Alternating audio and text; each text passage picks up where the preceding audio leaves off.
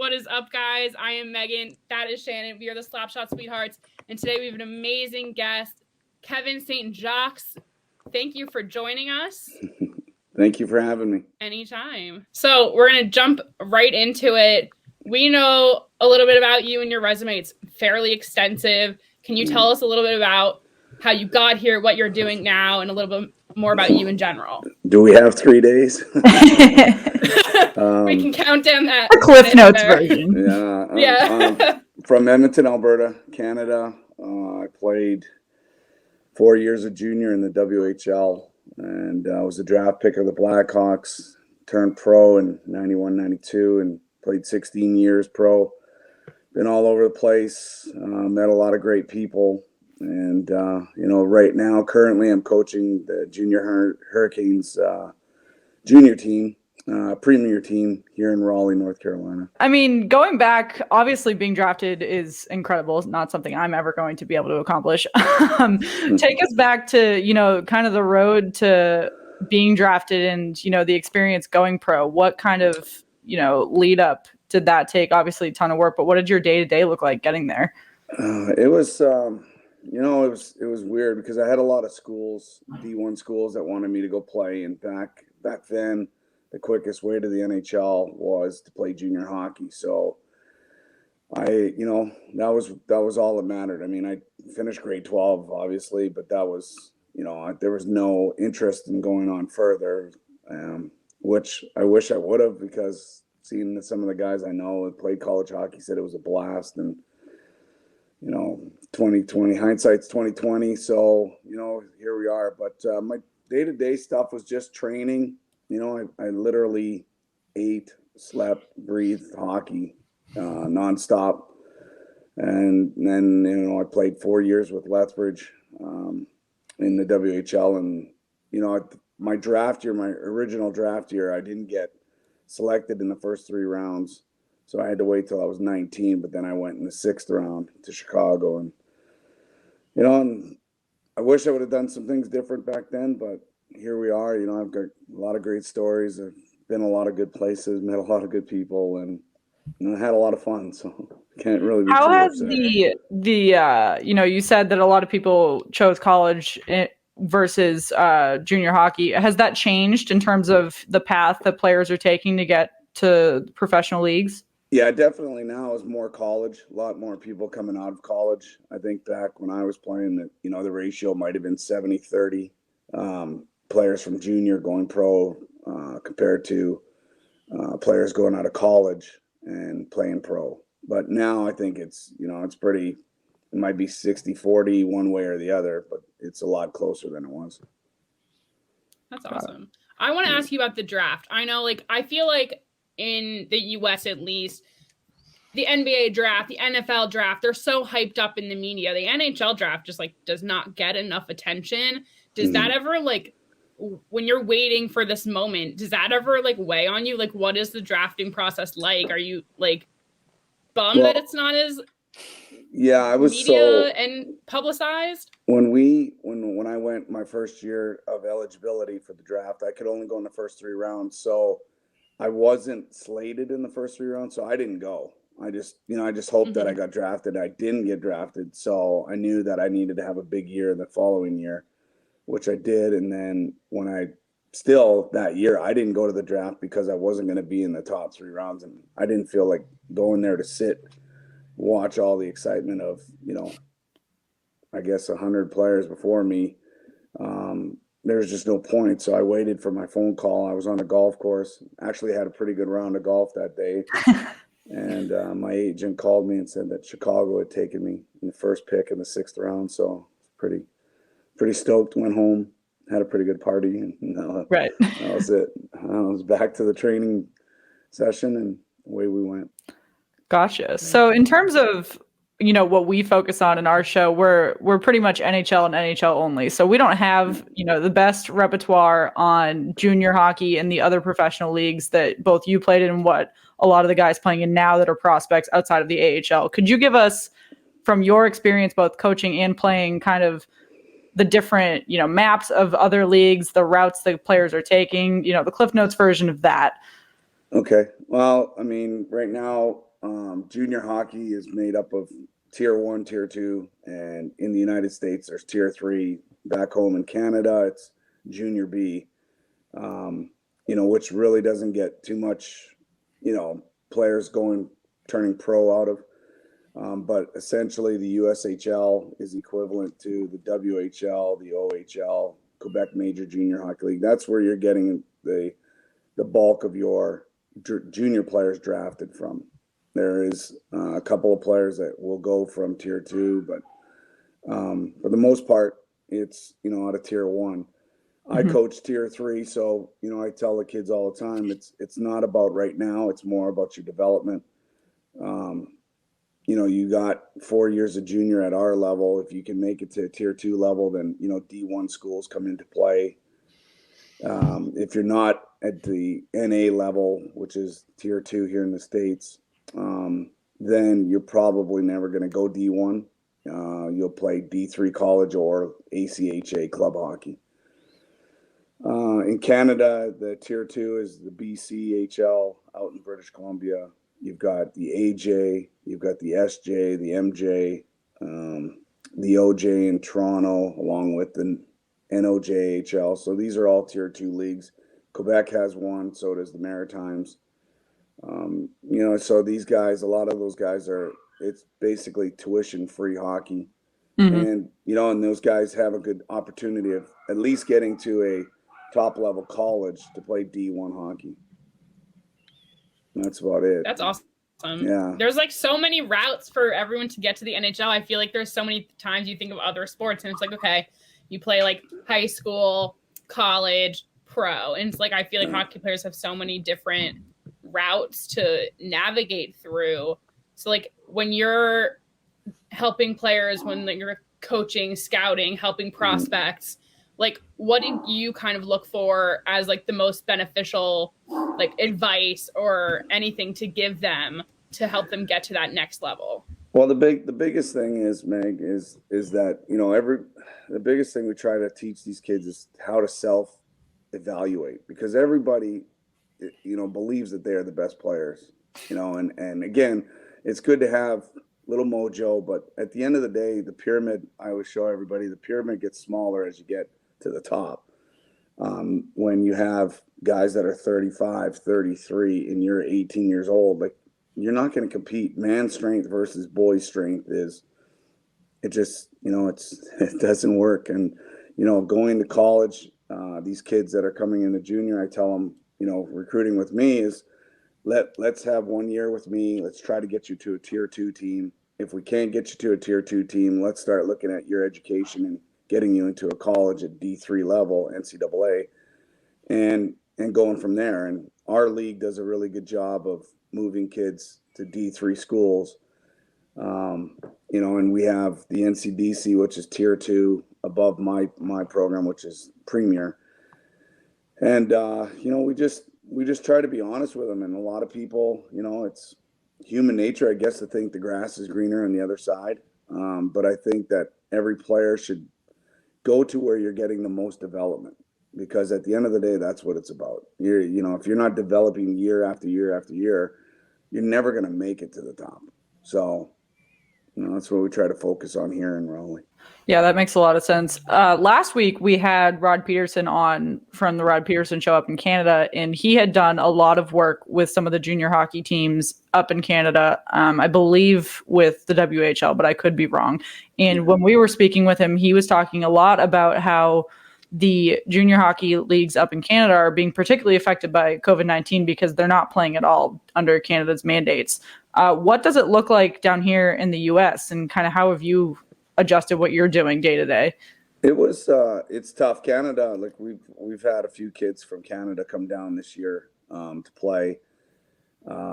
It's unfortunate, but I don't know why they're not playing. I mean, down here we're playing. It started off slowly. Our league was, I think, one of the first ones to start. And all we did was, try to keep everybody in a bubble.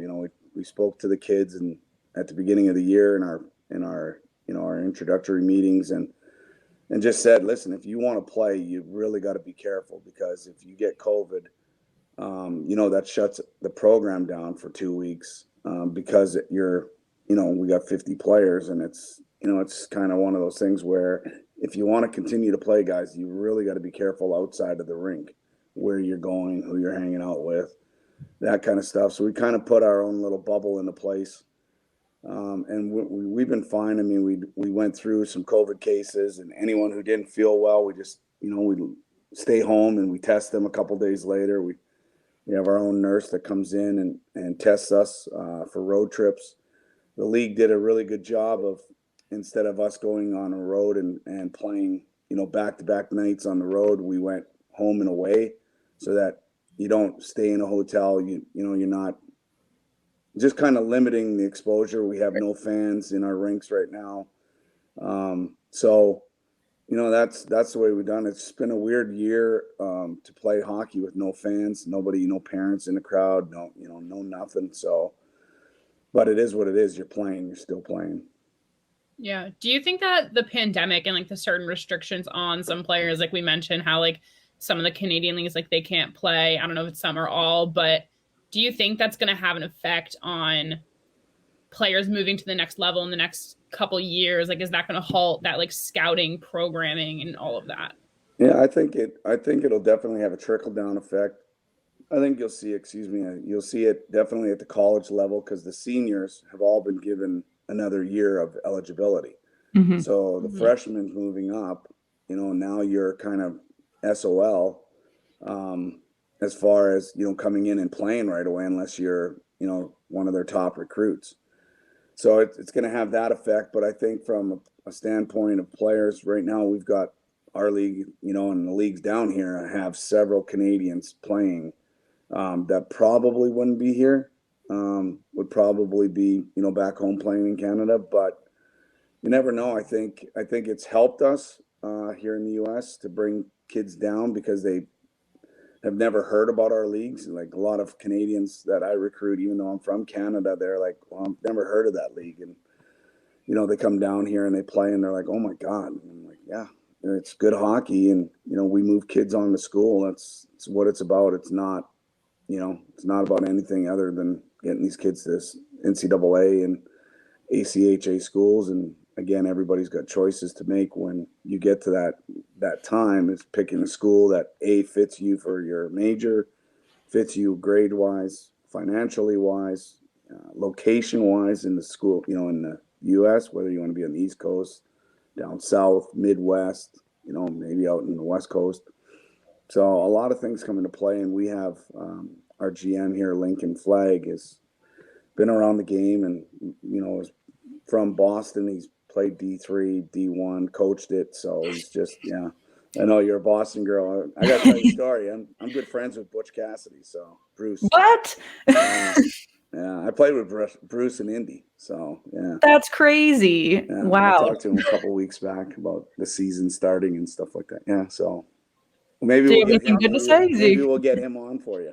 Wow, I would die. It would literally die. I would combust. We actually spoke to, our second episode was with Dale Arnold previewing the Bruins season. Yeah. And that was really cool. I grew up with Dale Arnold's daughter. So that was an awesome, interlude to kicking off the podcast. And especially as a Bruins fan, that was pretty awesome. Yeah, the Bees are good. They're a good team. Bruce is doing a good job. I mean, he was an offensive defenseman back in the day. And yeah, he's good. For sure. He's a good guy. And I know, Meg, I think you're a Penguins fan, aren't you? Yes. Sid the Kid? Oh, what a guy. My daughter's... Their pregame was so funny the other day for his 1000th game. All of them wearing his jersey, doing his skate lace up. I was sitting there watching that. I was like, this is so funny. Yeah, it's good. It's good stuff. And, the guys, like the locker room is what I miss the most.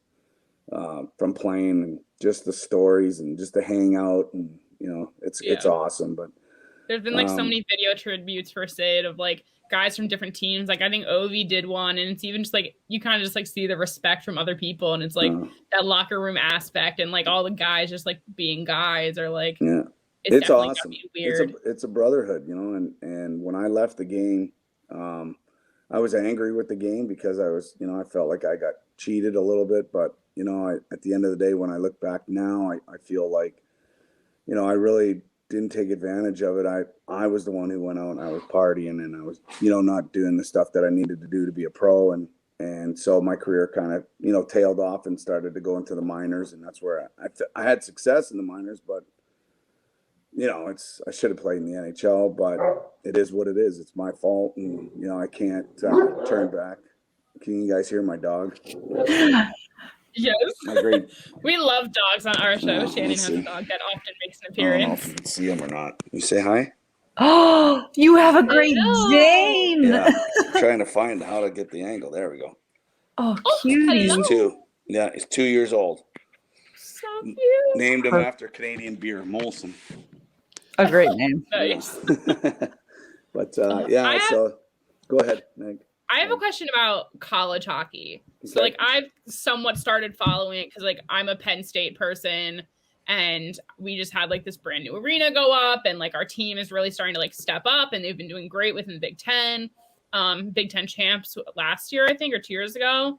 Yeah. And so in the format of college hockey, is it most frequent that these players are getting from freshman to senior year? Or are they leaving in the middle, or is it kind of just a case by case? It really is a case by case because there's most players I feel are going for their 4 years. But again, the good players that the NHL teams want, they're going out after a year or two. It's just the way they are, the way it is. But yeah, I would say that the majority is more that they go for 4 years. But there's definitely those guys that go 1 year and they're out, one and done, or 2 years and out, go back and finish their schooling. And I know Mario. I've got some friends in Pittsburgh too, so I'll get you guys some good play. Rich Sutter is a really good friend of mine. Wow. I talk to Rich Sutter a lot. I can whisper this, but my daughter, I want my daughter to hear. She's a Sid Crosby fan as well, and nice. As she should be. Yeah, and last March I had they were supposed to play here in Raleigh. I had it all set up that she was going to go down and skate with them, get an autograph and a picture, and COVID hit. So I'm waiting for us to be able to go back to the rinks, and then we'll get it done. So she'll be happy. Has Carolina said anything about opening rinks? I know a couple of teams announced in the last couple weeks about it. I think I haven't heard anything, but they played a night against Tampa. So, I just watch every game to see if they, if they're fans. There were some fans there, but it was military appreciation and, EMS and all that kind of stuff right now. So I'm hoping by the end of the year that they get to a point where fans are allowed. I mean, that's part of the whole being a pro, playing in front of fans. Oh, I was going to say, Carolina looks really good right now. I mean, it is the Central Division, which is the weakest of the 4 at the moment, but they're holding their own at the top. Yeah, they're playing well. Definitely playing well. They just go. It's funny because that's how we coach at the junior level is let's stretch the ice and let's get downhill instead of playing laterally. Right. We want to play with speed. Our team is fast. We're big, and we're very mobile, and so there's no point in going east-west. Let's go north-south and get our legs going. Well, so you're working for Carolina, but who's your team? You're from Canada, Well, I mean, I got it. Obviously, I was an Oiler fan growing up. But, I got paid by the Blackhawks, so I have to say that, the Blackhawks are, where I'm at right now. Obviously, they're in a rebuild. They're missing Taze, but hopefully he's coming back pretty soon. They're doing pretty well. It's funny you say that rebuild word. These Blackhawks are giving me some real trouble this season. Yeah. I never know what's going to happen. In my head, I'm like, they're going to lose. They're the Blackhawks. They're going to lose.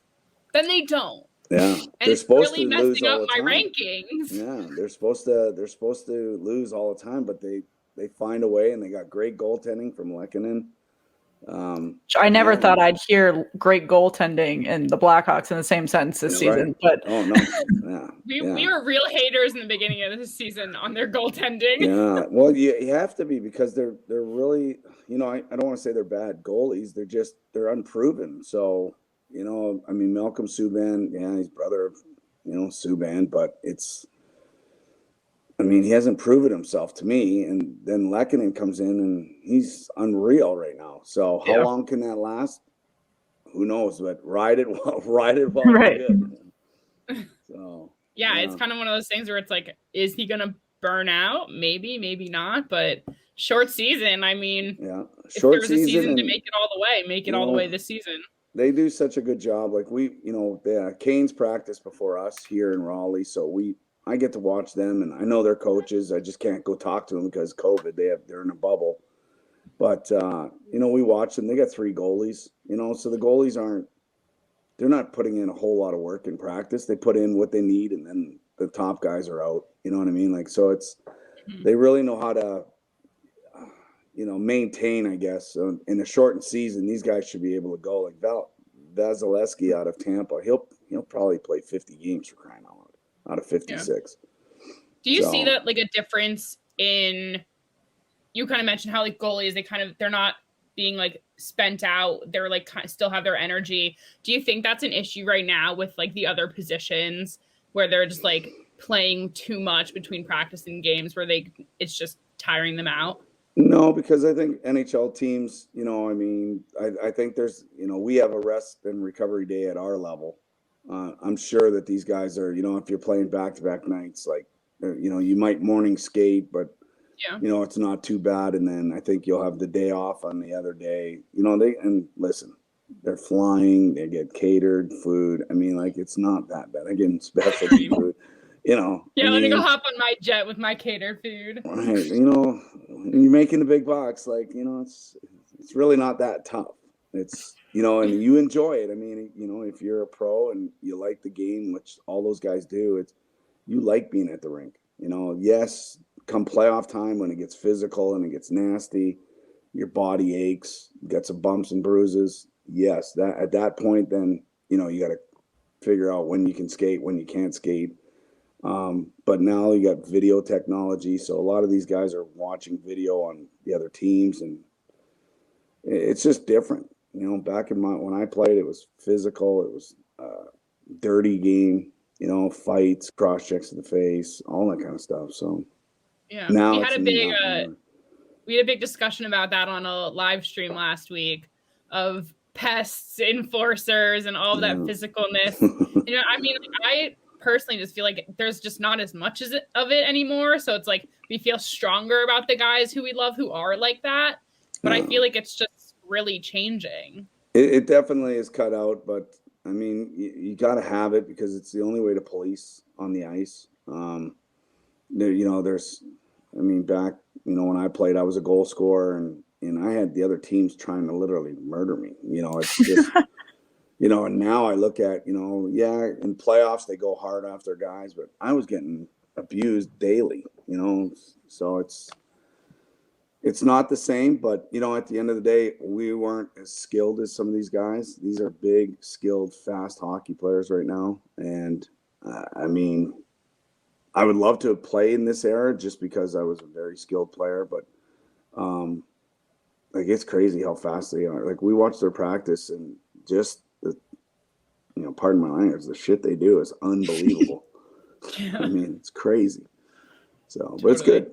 Yeah, it's good to watch. And the guys, like we try to tell them, like, it's a job for you. You guys got to learn that when you get to the school level, it's, you're one of 30 and you're trying to fill a 21-man roster to play that night. Like, it's competition in practice. You got to go in practice. That's where you get better. You don't get better playing games. The games are the fun part. The work is put in at practice and off the ice, and making sure the schoolwork is done, everything you need to do. So I gotta ask like the basic questions here. Okay. We're in the season. If you had to pick one team from each division who's gonna make it all the way this season, who would you got? Well, it's got to be obviously the Bruins. I think Bruins out of that division. I think Tampa out of this division, even though I like the Canes and where they're at, but I think Tampa's just too good. Dallas or Colorado out of their division. And then in Canada, I mean, God, who knows? I mean, Toronto's playing well. And what I was trying to say earlier when you guys couldn't hear me is my assistant coach is a diehard Leafs fan. So I must be living the best life right now. Oh, he is. He's gloating. He's a Steeler fan in football, and he's a Toronto Maple Leafs. Yeah. My dad's a Steeler fan. Like, we're Pittsburgh people for sports generally. Started out well, but not in the end. Hey, if the season was 11-0, you guys were winners for sure. Would have owned it. Yeah. So, and then I think like Montreal or Toronto out of that division. So, but Calgary's pretty good. Winnipeg can be good. The Oilers have McDavid and Draisaitl. So, I don't know. But the Oilers don't have goaltending. What is happening in Edmonton? I feel like they have McDavid, and I feel like he has had, 3 hat tricks already? Yeah, something like that. What are they doing that they can't take that and make something of it yet? Well, I think it shows you that, there's more pieces to the puzzle. I think you watched Tampa last year, they had Kucherov, Stamkos was out of the lineup, but I think they won with goaltending and defense. And, obviously their power play is pretty good, but, that's kind of the remedy for success is from your back end out. Which is why the Penguins won't win. Listen, I was going to tell you guys earlier that I coached against Mario. So when I broke into the NHL, it was the year that Chicago played Pittsburgh in the finals. And I got called up from junior to skate, but I had a hernia.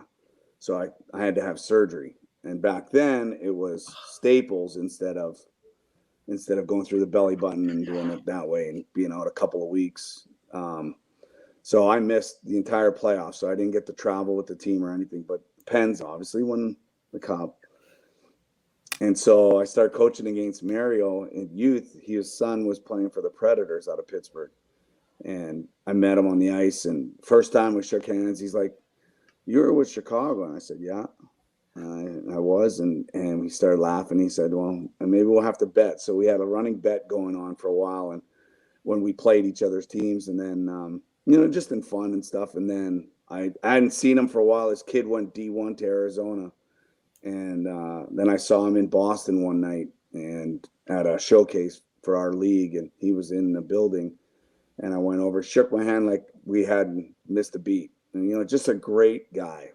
Very professional, doesn't forget people's names, doesn't forget anyone. It's just so cool that a guy of that statute can can remember, because I've never played an NHL game. He was drafted and signed a 3-year deal, but never really did much in the NHL. No, I didn't. That's always something good to hear. Like, you want the people you love in the sport to be nice people. You always hear stories about he's a great player, but he sucked as a human being. Yeah. But it's Mario Lemieux, I feel it's just I love him. Yeah. I have his jersey. It's not out here with me, but my little Heroes of Hockey jersey got it from him. Yeah. Oh, beautiful. Well, I'll make sure, like I said, I'll try to get you guys. I've got a few guys that obviously played in show, and some of the older guys that have been around for a long time, and I'm sure they'd love to come on and rap with you a little bit, and you guys, whatever helps get the show going, and it's all good.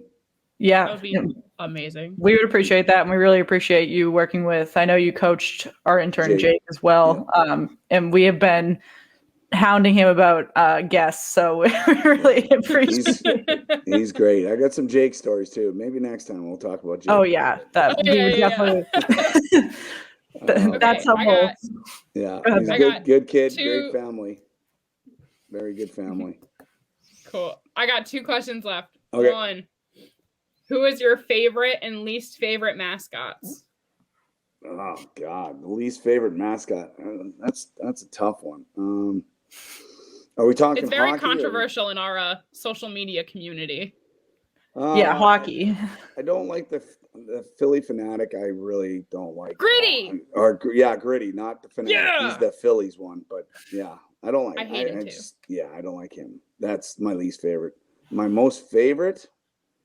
I don't know if I really have one. I don't know.